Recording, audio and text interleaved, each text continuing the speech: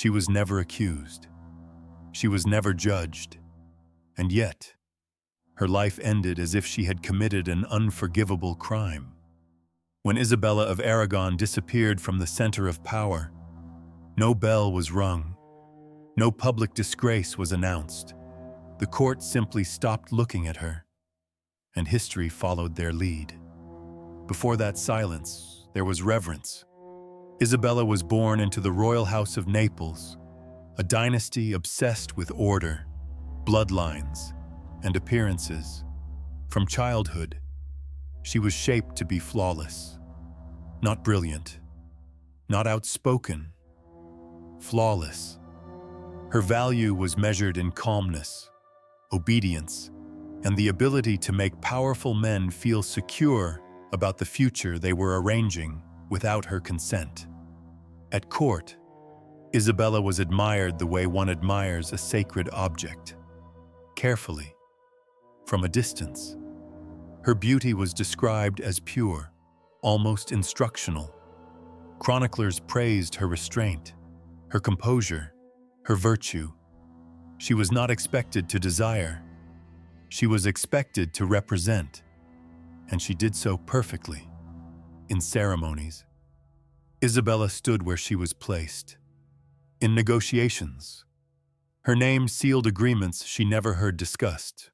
To the court, she was proof that the system still worked, that women could be exchanged without chaos, that power could reproduce itself quietly. But royal systems do not protect what they exploit. Behind the velvet curtains, her marriage was arranged as a political solution, a transaction masked as destiny. No one asked Isabella what she feared. No one needed her answer. In that world, silence was not a flaw. It was a requirement. Then the records begin to fracture. After the celebrations fade, Isabella becomes difficult to trace. Mentions grow sparse.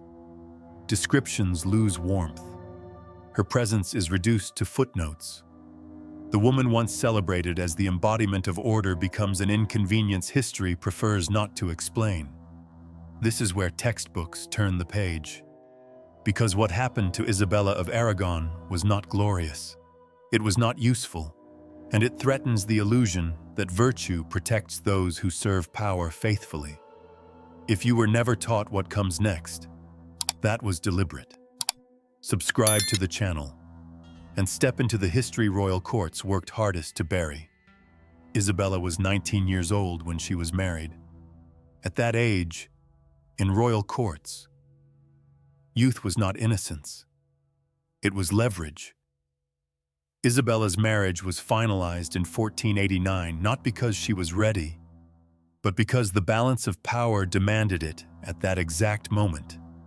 The ink dried faster than any conversation she might have imagined having about her own life. She was not asked if she consented. The question would have sounded absurd to those arranging the union. The marriage to Gian Galeazzo Sforza was designed to stabilize Milan and Naples, nothing more. It existed on parchment before it existed in flesh. Envoys negotiated details with clinical precision. Dowries, titles, guarantees. Isabella herself was discussed as an asset, not a person. Her age was mentioned only to confirm her suitability. 19 meant she was adaptable. 19 meant she could be shaped. The wedding was staged as spectacle, gold-threaded garments, public blessings, carefully choreographed smiles. Chroniclers praised the harmony of the union and the promise it represented. To those watching from the outside, it appeared triumphant, a young queen entering her rightful place. Inside the arrangement, there was no triumph. Isabella was transferred from one household of authority to another with remarkable efficiency. Her role was immediately defined and rigidly enforced. A wife did not negotiate. A wife did not delay. A wife fulfilled duties silently and without complaint. Any hesitation would have been interpreted as failure. At 19, Isabella was expected to understand expectations that had never been explained to her. Her body was now a political instrument, her presence a symbol of legitimacy, her inner life irrelevant. There was no allowance for fear, no space for resistance. Marriage was presented as destiny, but functioned as obligation. In this world, a woman's virtue did not protect her. It bound her. What the ceremony concealed was simple and brutal. Isabella had entered an arrangement where she carried responsibility without authority, exposure without protection. She had been delivered into a system that would demand obedience while offering nothing in return except silence. The court congratulated itself. The alliance was secured. The treaty, disguised as matrimony, was complete. On paper, Gian Galeazzo Sforza was the Duke of Milan. In reality, he was a shadow wearing a title. From the moment he entered public life, his authority was fragile. His body was weak, frequently ill, and unsuited to the brutal rhythms of Renaissance power. Court observers noted his pale complexion, his exhaustion, the way decisions seemed to pass over his head before ever reaching his mouth. Milan did not revolve around him. It revolved around those who ruled in his name. Power belonged elsewhere. Advisors, relatives, ambitious figures within the court governed while Gian Galeazzo remained visible but irrelevant. He attended ceremonies without command, signed documents without control, and watched his own position erode behind polite smiles. Humiliation was not declared openly. It was administered quietly, day after day. A court like that does not forgive weakness. Surrounded by conspiracies and stripped of real influence, Gian Galeazzo sought what power denied him. Not authority, but escape. In the private spaces beyond official scrutiny, he turned to relationships that demanded nothing of him.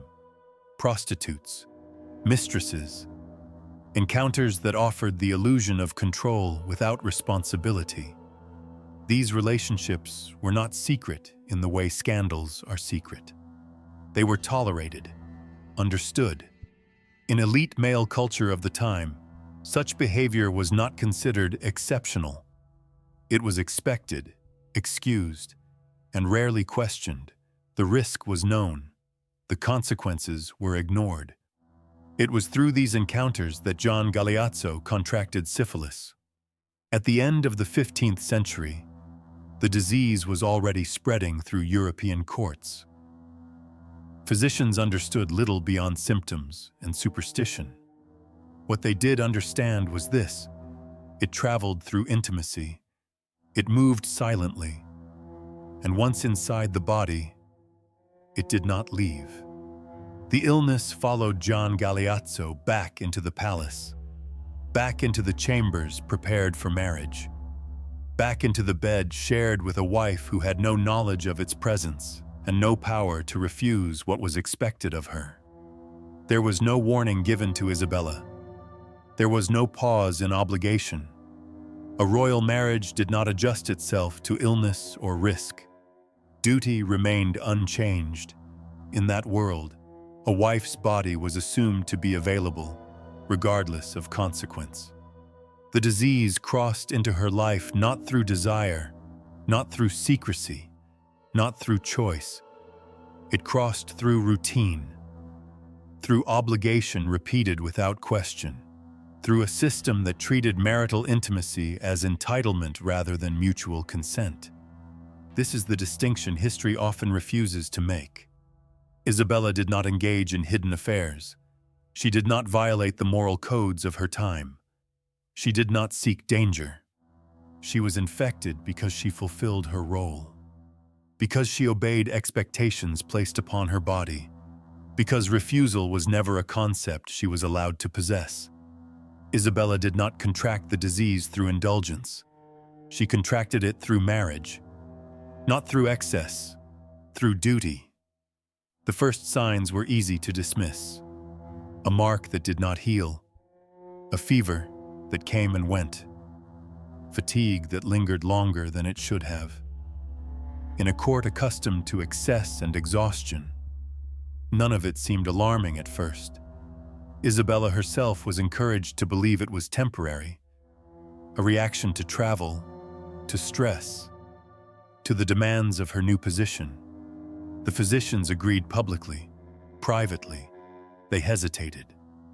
They examined her carefully, speaking in lowered voices, choosing words that explained nothing. Remedies were prescribed that treated symptoms, not causes. Ointments, tonics, rest, prayer. Each recommendation carried the same unspoken promise. This will pass. It did not. As weeks turned into months, the signs multiplied. The mirror began to offer images Isabella did not recognize. Her skin lost its even tone. Small lesions appeared and refused to disappear. Pain arrived without warning, then retreated, leaving behind a deeper unease. Something was changing beneath the surface, beyond the reach of perfumes and silk. The court noticed, and then, deliberately, looked away. Isabella was praised less often. Invitations became selective. Her presence was no longer central, but tolerated. The beauty once celebrated as proof of divine order now inspired discomfort. Courts thrive on appearance. When appearance fractures, so does favor. The physicians continued to delay certainty. To name the illness would have required acknowledging its origin. That acknowledgement would have implicated a marriage meant to represent stability. It was easier to stall, easier to offer hope than truth. Hope became its own cruelty. Each reassurance extended the moment before realization. Each treatment that failed sharpened Isabella's awareness. She began to understand what no one dared confirm, not because she had been told, but because her body no longer obeyed her expectations. At night, she lay awake listening to her own breathing, cataloging every unfamiliar sensation.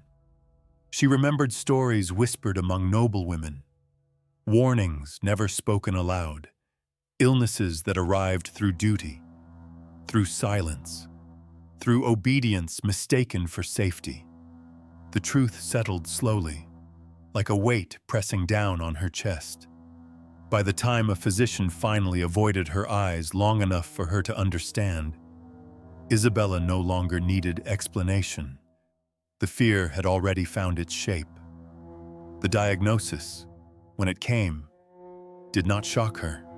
It confirmed what her reflection had been telling her for weeks. The body she had been praised for was turning against her.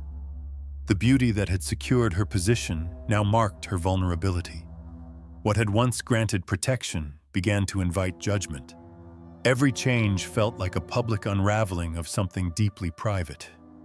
And yet, no accusation was spoken. The court maintained decorum. Sympathy was expressed carefully, without commitment. Concern was offered without responsibility. Isabella remained present, but diminished. A reminder of something the court preferred not to confront. This was the beginning of her isolation. Not because she was loud, not because she resisted, but because her body revealed a truth the system could not admit. In a world that demanded perfection as proof of worth, her illness was not merely a condition, it was a quiet sentence. And Isabella understood this before anyone said it aloud. The mirror stopped being neutral. At first, Isabella approached it out of habit, a practiced glance, a controlled adjustment of hair, fabric, posture. But soon the mirror began to answer back, not with reassurance, but with evidence. Subtle distortions, swelling where there had been symmetry, discoloration where smoothness once lived. She learned to look quickly, then less often, then only when necessary. What stared back at her no longer matched the image that had secured her place at court. The face praised in chronicles was dissolving into something unfamiliar. Not grotesque, not yet, but unstable, unreliable, a surface that could no longer be trusted to remain still. Desperation followed routine. Cosmetics grew heavier, powders layered thicker, pigments were mixed to correct tones that refused correction. Servants were instructed to draw curtains at precise angles. Candles were placed farther from her face. Their light softened deliberately. Scents grew stronger, masking not decay, but fear. Masks appeared. Veils lingered longer than custom required. What began as discretion hardened into strategy. Isabella learned how to enter rooms already obscured, how to sit where shadows did most of the work for her. Every concealment was temporary. Every solution failed faster than the last. The court noticed the adjustments immediately and understood them perfectly. Where admiration once lived, calculation crept in. Eyes lingered too long, then darted away. Conversations shortened. Compliments disappeared entirely, replaced by polite distance. Beauty had been Isabella's currency. Its erosion made her expensive to acknowledge.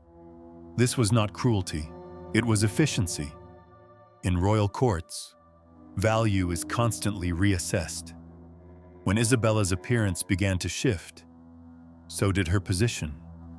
She was no longer displayed. She was managed. Her presence became conditional, useful only when necessary, inconvenient when visible. The mirror became unbearable. It did not accuse her. It documented her. Each glance confirmed what no one would say aloud. The body that had been celebrated as proof of harmony was now interpreted as a warning. Illness did not inspire compassion. It inspired anxiety. Isabella understood the implication clearly. If beauty could be erased, so could protection. The rituals continued. Dresses were still prepared, jewels still offered, but they no longer transformed her. They clung to a form that resisted illusion.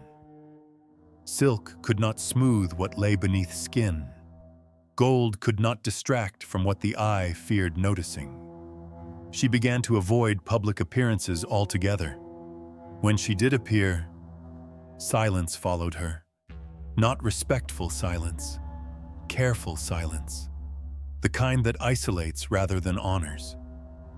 Isabella felt it immediately, the subtle recalibration of attention, the knowledge that she was being observed not as a presence, but as a problem.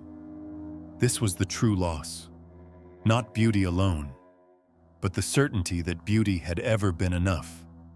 The court did not reject her openly. It simply stopped responding to her as it once had.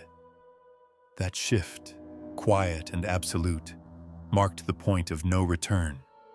Isabella of Aragon had not changed in character. She had not failed in duty. But the face that once secured her survival was fading, and with it, the last illusion that she was still protected. Isabella was never banished. That would have required an explanation. Instead, the court chose a method far more efficient. It left her exactly where she was and removed everything that made her real. No announcement marked the change. One morning, a door simply stopped opening. A familiar servant did not return. An audience was postponed, then forgotten. Messages went unanswered, not because they were refused, but because they were no longer considered necessary. She was not punished. She was edited out. Her chambers were relocated deeper into the palace, away from ceremonial routes. Windows were narrower. Light arrived late and left early. What was once accommodation became containment, officially unchanged, functionally erased. This is how royal power avoids responsibility. Isabella still held her title, still breathed palace air, still ate from silver plates, but nothing reached her anymore. Information stopped flowing. Decisions were made without her presence or knowledge.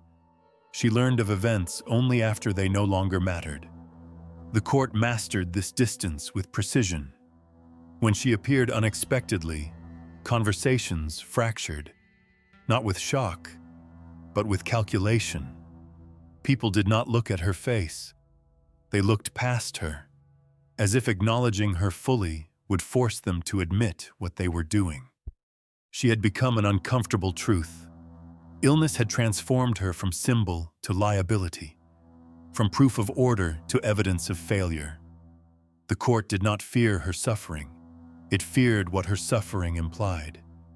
That obedience did not guarantee protection. That marriage could be fatal. That the system consumed even those who served it perfectly. So Isabella was removed quietly. Not expelled beyond walls, but sealed behind routine. Days passed without witnesses. Weeks without voices speaking her name. Even concern faded, replaced by procedural neglect. Compassion was unnecessary. Silence was sufficient. This was not neglect born of cruelty. It was discipline. Royal courts do not discard people loudly. They let them fade until their absence no longer requires justification. Isabella was not treated as a woman who had fallen. She was treated as an error that had already been corrected. When a person no longer holds value, their existence becomes indecent. Isabella of Aragon was still alive, but in the machinery of power, she had already been classified as finished. And nothing is more final than that. Isabella of Aragon did not die in a way that demanded memory. There was no public vigil, no bells, no court dressed in mourning. Her passing did not interrupt anything. It arrived quietly, as if completing a process that had already been finished long before her body gave in. She died in 1524. Isabella of Aragon was 54 years old. That fact alone unsettles the story. She did not vanish young. She did not disappear at the height of scandal. She lived on. And that was the cruelty. She lived long enough for her illness to stop being whispered about and start being ignored. Long enough for her absence from power to feel normal. Long enough for the court to forget when she had last been whole. The records thin out toward the end. There is no detailed account of her final days, no description of her condition, no certainty about who stood near her when she died. For a woman born into one of the most documented dynasties of her time, this silence is not an accident. Royal deaths are usually performances. Isabella's was an omission. There was no funeral worthy of her rank, no procession meant to preserve continuity, no monument carved to insist she had mattered. Stone remained untouched. Titles were not repeated. By the time death came, she no longer required explanation. The disease did not claim her quickly. It stayed, quiet, patient. It allowed her body to endure while everything around her receded. Her position disappeared first, then her relevance, then her memory. When death finally arrived, it did not close a story. It confirmed that the erasure had already been complete. History did not record her suffering because it did not serve power. It did not celebrate her endurance because it challenged the fantasy that obedience is rewarded. So Isabella of Aragon became a footnote, a lineage reference, a name without an ending. History did not kill her. History allowed her to disappear. And that permission reveals more than any execution ever could. It exposes a system that praised her when she was flawless, used her when she was useful, and erased her when she became inconvenient to remember. If her name feels unfamiliar today, that is not coincidence. It is design. If this ending felt cold, It should have. These are the stories royal history prefers to soften or forget. Subscribe to the channel to continue uncovering the lives that power consumed quietly and the truths it buried to protect itself.